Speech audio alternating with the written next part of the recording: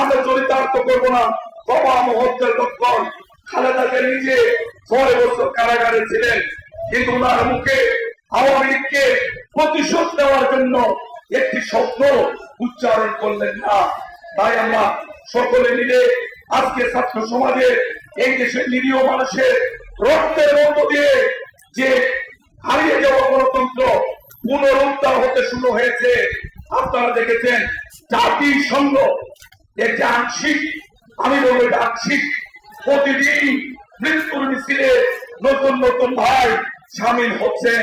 ইনারা গত 4 দিন আগে যে রিপোর্ট দিয়েছেন জাতিসংঘ, সেখানে বলেছেন 650 জন ভাই বোন শিশু কিশোর তারা শহীদ হয়েছেন। সেই শহীদদের রক্ত রাজপথ এখনো রক্ত শুকায়নি। আমরা আবারও দেখতে পাচ্ছি আওয়ামী লীগ বিভিন্ন ফরম্যাটে আবারও জনগণের অধিকার বঞ্চিত করার জন্য